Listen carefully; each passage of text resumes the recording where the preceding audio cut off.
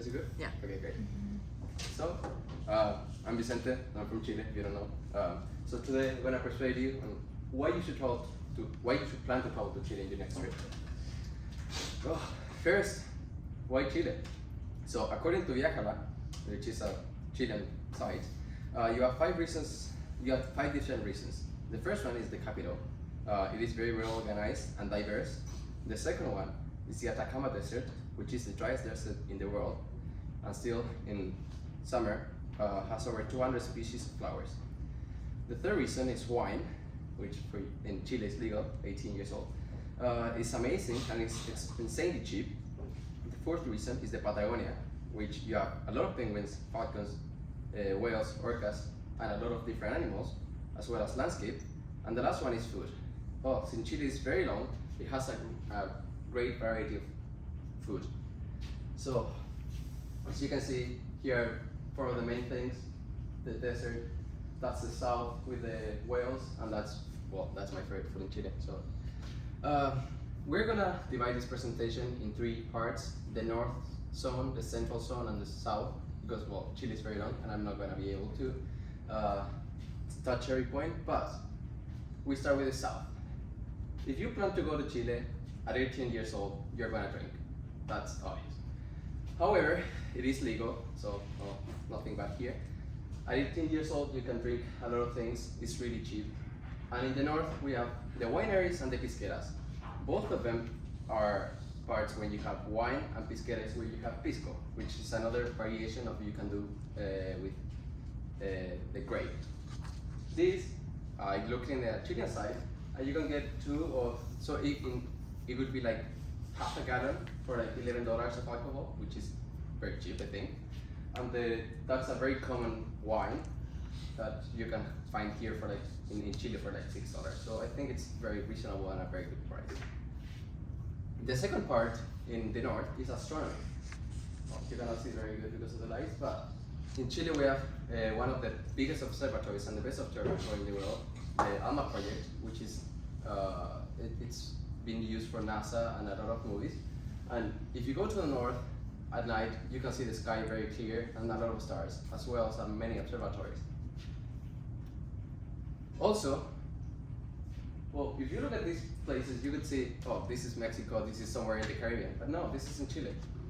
Since we are kind of close to the tropic, you can have these amazing beaches, different views, different people, different culture, and I think it's very good to get to know those places. Now that we go to the central part, we go to Easter Island, which, as you can see here, it's not in Chile, it's very far away, it's like 6 hours, and it's closer to Australia than it is to Chile.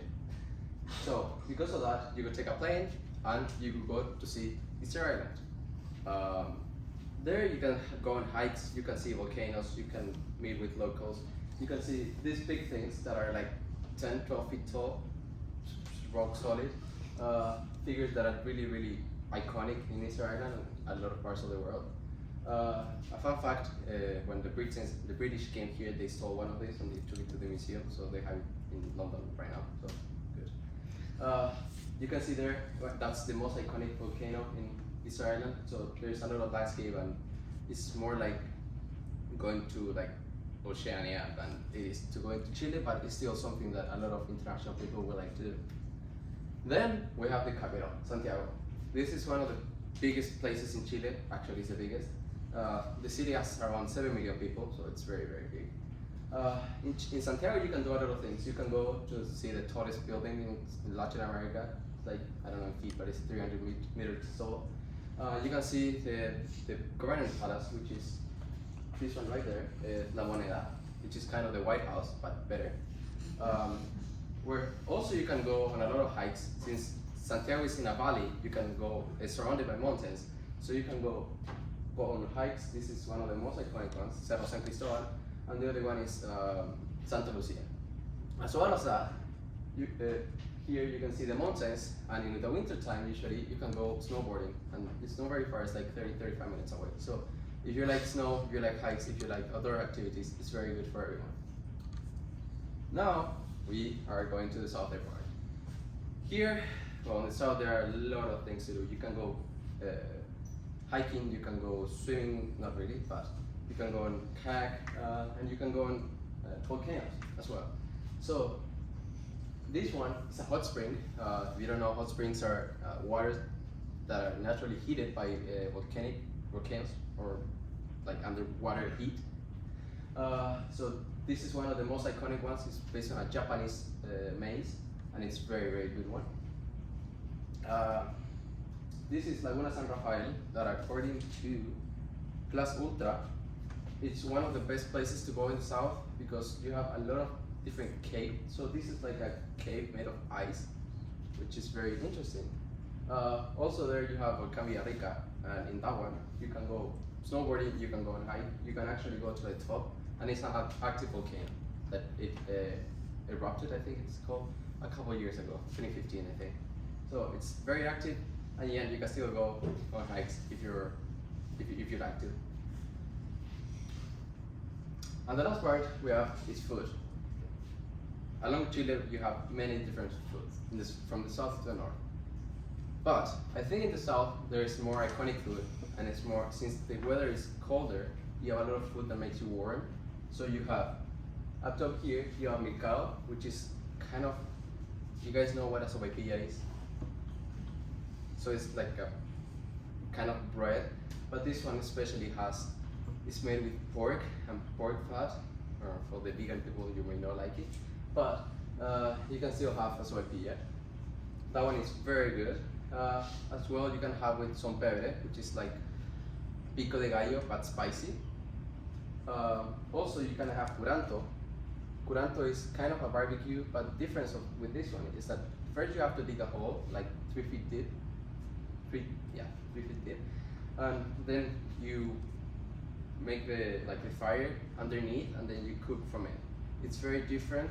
The technique, I think, is very weird, but it's really special, and I don't think anywhere else other than Chile you can have it. And also you can have the empanadas. That's very iconic in Chile as well as in Argentina, but the Chileans are better.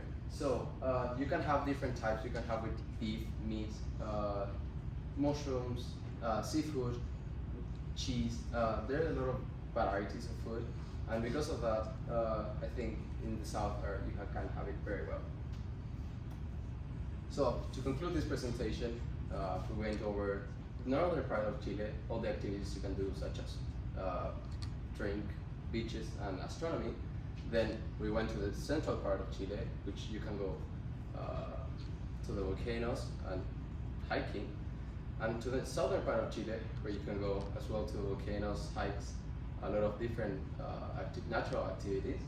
And then we also saw some of the food that you can have and you can eat while you're in this beautiful place. So thank you for your attention.